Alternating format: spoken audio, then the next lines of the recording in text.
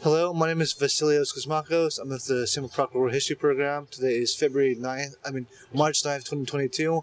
Who do I have the pleasure of speaking with today? David Denkert, a resident of Islamorada. Hello, Captain Dave. So, how long have you been a fisherman here?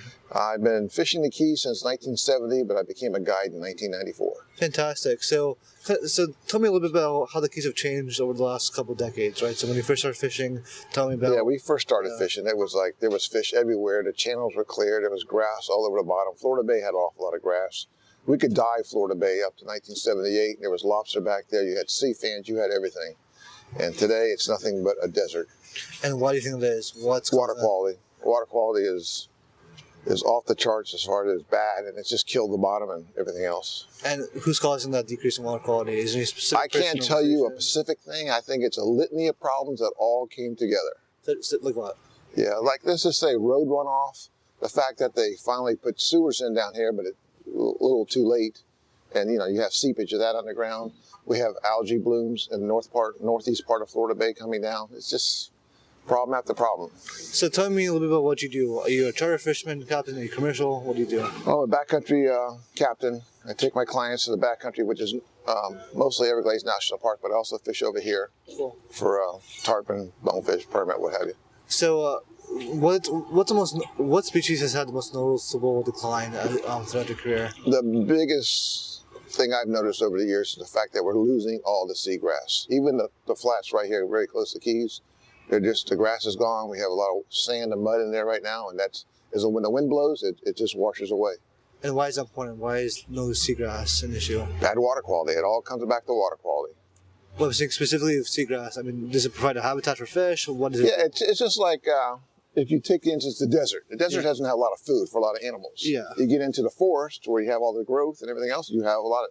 Same thing happens out here. If we don't have seagrass, we don't have the shrimp, the crustaceans, the little fish, or what have you, that the big fish need to feed on. So when there's no food, there's no fish, basically. So, bonefish is a big thing here. Tarpon's a big thing here. Permit's a big thing here, right? How has the loss of those kind of major game fish kind of decreased business, decreased the economy over here? It hasn't decreased business as of yet. The problem is that we're all fishing smaller and smaller areas. So as guides and what have you, we're on top of each other in these small zones all around, whereas years ago we could be spread out on all different flats and all different channels, what have you. Now it's all condensed. And so why specifically is that an issue then? I mean, why should everybody kind of have essentially their own turf? It's just certain areas that there's a little bit more grass, or a little bit something different on the bottom that the fish like. Absolutely. And the places that we fished 3 or 4 years ago are now gone.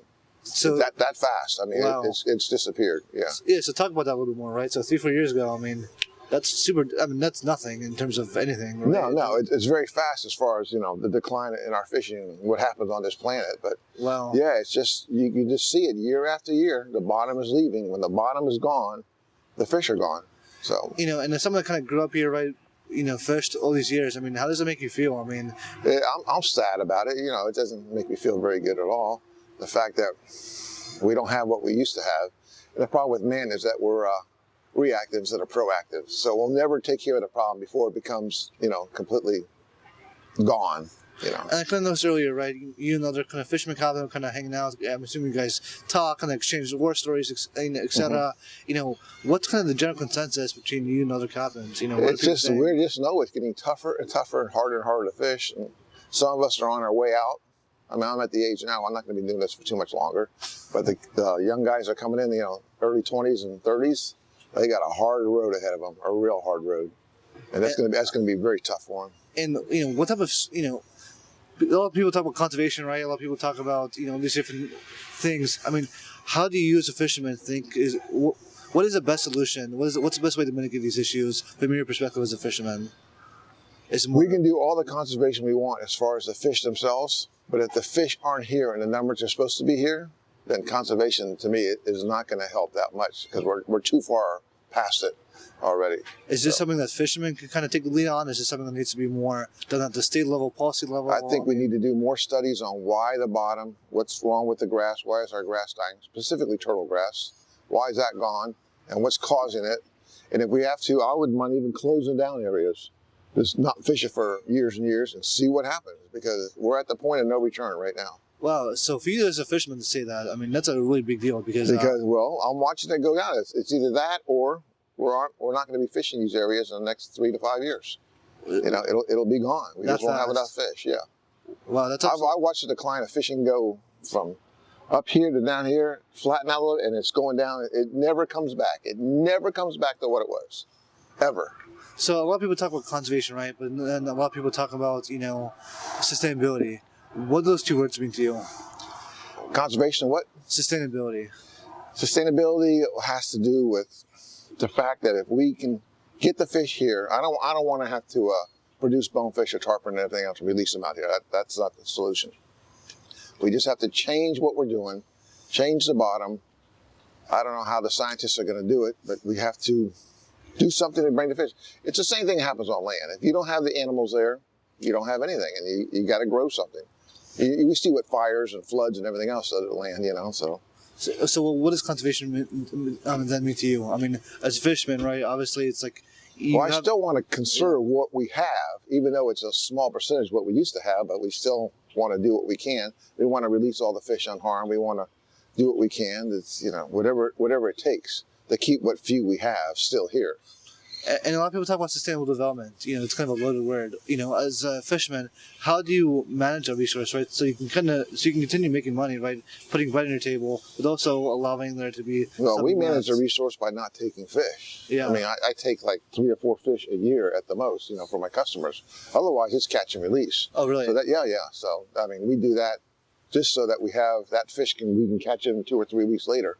Is that a policy that you've kind of personally have implemented? Yes. That's something I've adapted. And a lot of people I know adapt that same policy. Do you think that something needs to be codified? So does the governor, does the mayor, do you think that needs to be kind of put into law? Well, we have pretty stringent rules as far as what you can keep, what you can't keep, and your bag limits.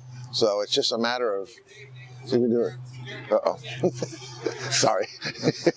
So a lot of these kind of issues, with environmental preservation, right? A lot of it kind of has to do with partnerships. So FWC, state and local leaders, what do you think can be done on their part to kind of help the fishermen out? So what can FWC do? What can the state do to maybe kind of promote your interest? Well, they are helping us to some degree right now. I mean, they ask us for what's wrong, what can they do? They do the studies and see what we can pass different laws and regulations that allow us to keep fish in the area and not take them and what have you. They're doing their part, but it's just hard. Once again, if we don't have the food, it doesn't make any difference. The fish will not be here. Do you think do you think they're communicating with you guys effectively, or do you think there needs to be more of a kind of back and forth? I think there needs to be more of a back and forth, and I think we need more scientists to tell us why is the water so bad? What is causing that? And why do we have the degradation of all that seagrass and bottom or what have you? And now, since we have no bottom, when the wind blows, we have more wave action. And we have the Dust Bowl of the 1930s happening underwater for us right now. So explain that a little bit more. What does that mean?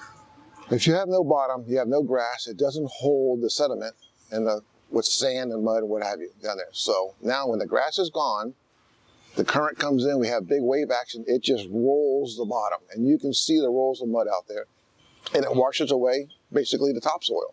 And if the topsoil is gone, then the new grass cannot root or do anything because it doesn't have the bottom for it. Oh, that's fascinating. It's the Dust Bowl of the 1930s. Again, the farmers lost all their fields. They had nothing to plant into. It was down to rock. So it's...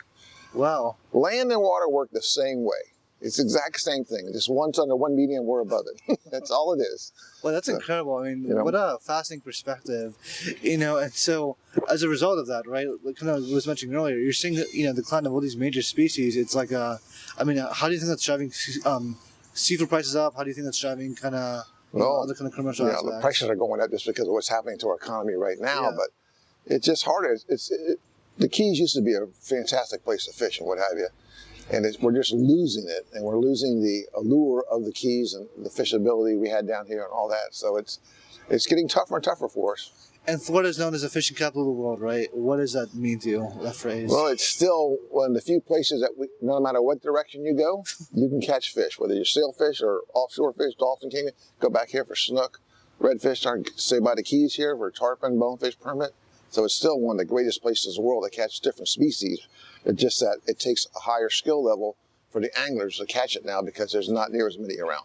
Yeah, in other interviews I've kind of conducted, right? I mean, these fishermen are saying how they have to actually go further and further out to kind of access those same resources. Is that a theme or an idea that you've kind of found? Have you had to go further out to kind of obtain the same resource? Yeah, I don't go that much further out, but I just have spots that I used to fish I can't fish anymore, and I have to go find new spots, areas that have fish and all that. But as far as travel and what have you, I still go about the same spots. But I know years ago we didn't have to go near as far to catch fish. I know that. Wow. Now we do have to go to different zones.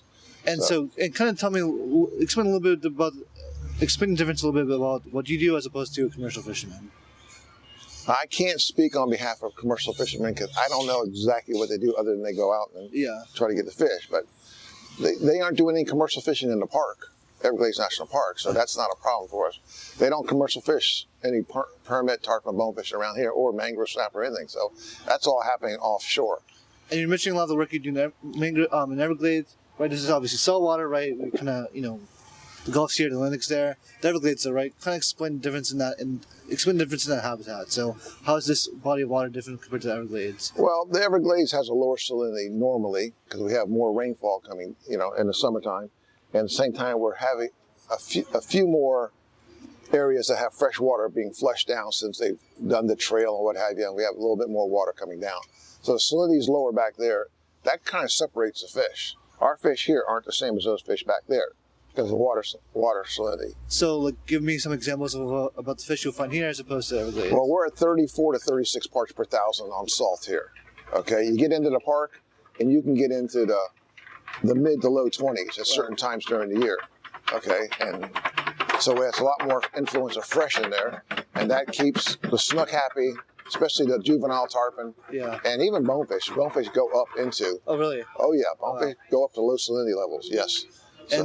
And this might sound silly, right, but do you have a particular kind of favorite fish you kind of like to go after? I mean, what fish kind of provides the best fight? My favorite fish is bonefish because they're great to catch. They run fast and everything else, and then you aren't tired. You catch them, it takes you 3 to 5 minutes, and you go out and catch another one. Big tarpon are great, but it's a lot of work. That's a workout catching the big tarpon. Fantastic. Well, I don't want to keep you for too much longer. I guess the kind of final question I have to ask is, what do you have to say to the people listening, right? So what do you have to say to the world? I think we all have to do our part. That means coming together. We have to sit down, find out why the grass is leaving, and if we have to back off and have these closed zones, I'm all for it. Wow. So that's because otherwise a closed zone is going to be better than no zone at all. The fish back there because there's no fish. So that's how I look at it. Well, I think we'll conclude the interview. I really appreciate your time, sir. All right. Thank you. Have a good day. Of course.